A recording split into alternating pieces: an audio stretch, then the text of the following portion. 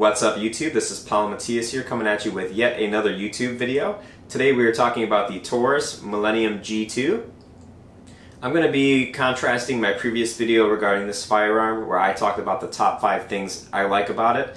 If you're interested in seeing that video perhaps after this video, feel free to look at my description below and I'm going to link that video in there. But today we're going to talk about some of the things that I don't like about the firearm. I've owned this particular Millenium G2 for about a year now, and I've shot about 5,000 rounds through it. So I'm going to keep this video short and sweet. I have to tell you, it was really hard to find things that I didn't like about the firearm. I really like this gun. This is probably my favorite gun, and so it was a little bit hard finding some things I didn't like, but I did find them, so let's go over them real quick. I'm going to come in a little bit closer here to show you guys the firearm. Hopefully it focuses there. As you can tell, this firearm has been well used. Do like a 360 view of it here. Alright, so you can tell this gun's been used pretty well. Couple things that I don't like about it. The first and biggest downfall I would say of this gun is the finish on the slide. If I could go back in time, I would go ahead and buy the stainless steel version of this firearm. But at the time, when I went into Cabela's to buy this gun for about $270 back then, which seems like a ripoff now because you can buy these things for under $200 if you shop around. But I bought it for $270 back then. I was looking for the stainless steel slide because I always wanted a stainless steel slide gun, but they didn't have it available. So I went ahead and bought the black, or I believe this is called blue if I look at the receipt right.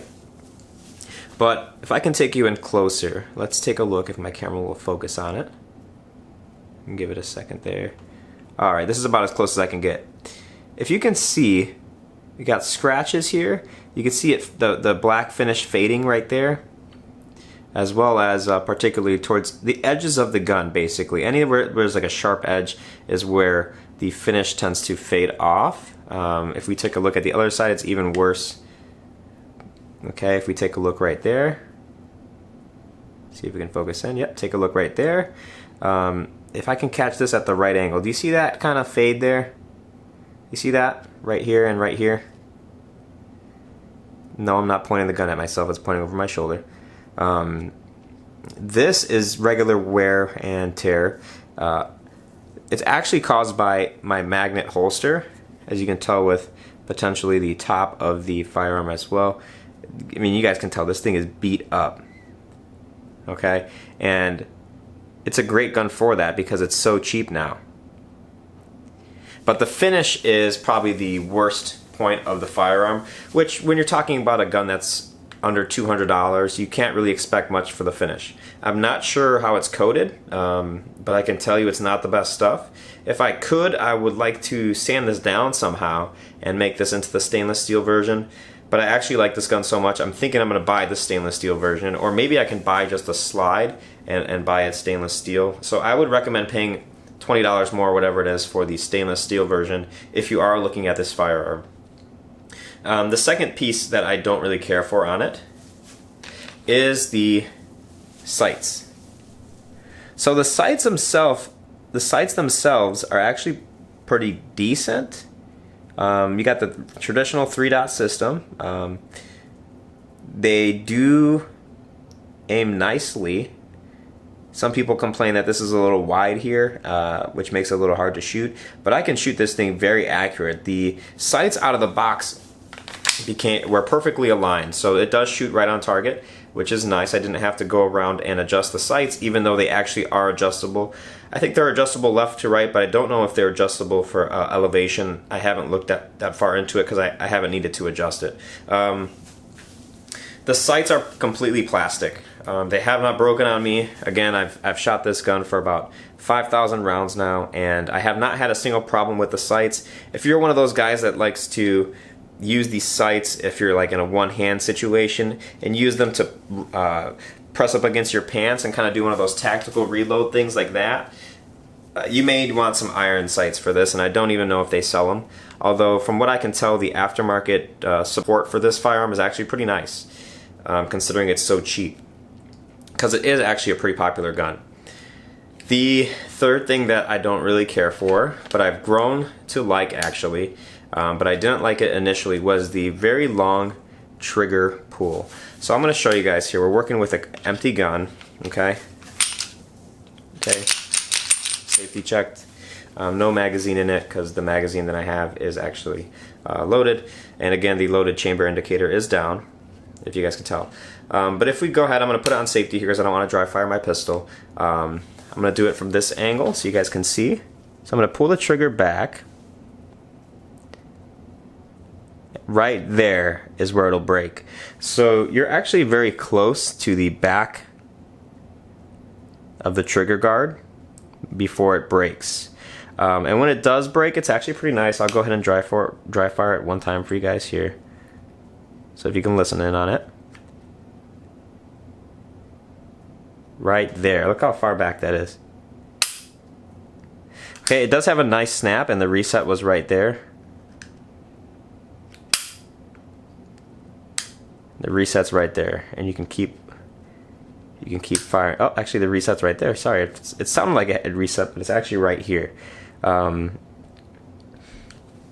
So the trigger is a little bit odd when you first start shooting it if you're not used to a trigger like that. It pulls very far back. I've owned the gun for so long and I've shot this thing for so long that it does not bother me at all. It actually threw me off when I picked up my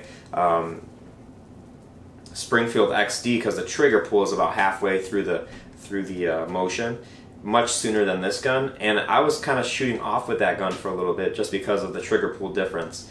You can get used to it. It is pretty good. If you do have like very large hands and you're trying to do that trigger pull, you can find it that it's very far back for you.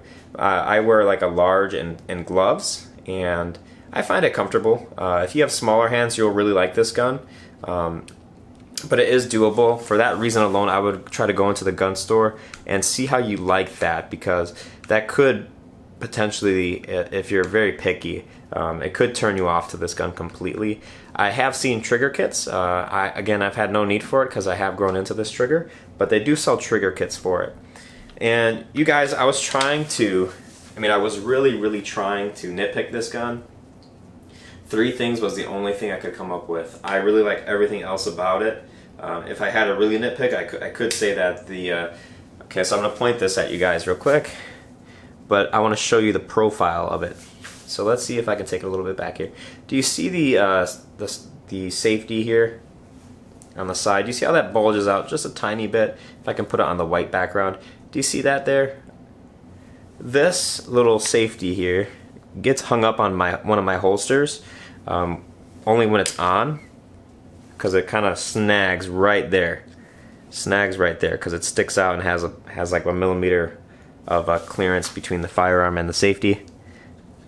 That has only been a problem with one holster I've had. Don't know if that's just the holster itself, but that thing can snag on some stuff. I feel like that's the case with any firearm that has a safety like that. But really, that's the only stuff I could nitpick about this gun, and I sat down for about 20 minutes thinking about what I don't like about it. It's a fantastic gun for the price point. If you guys are thinking about purchasing one, I highly recommend checking out my YouTube video on it regarding the top 5 things I like about the Taurus. It has about 20,000 views right now. I'm hoping that goes up in the near future. I would love it if you guys left a comment on there.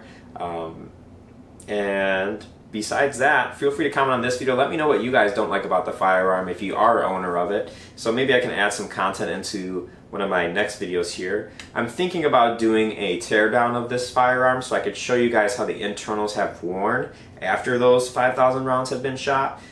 By taking a look at it, I took a look at it today just to get a sneak peek, and honestly guys, it looks great. So if you guys are looking for an honest YouTube channel where I'm going to cover several other guns in the future and equipment for guns, accessories, EDC gear, all that kind of stuff, and you're looking for honest reviews from non-paid or sponsored people on YouTube, definitely give this channel a subscription, and feel free to like and comment on my videos. I love to hear your guys' feedback, and I typically do reply to all commenters, or at least majority of them when I do get some free time. So hope you enjoyed this video. Thank you for watching, and have a nice rest of your day.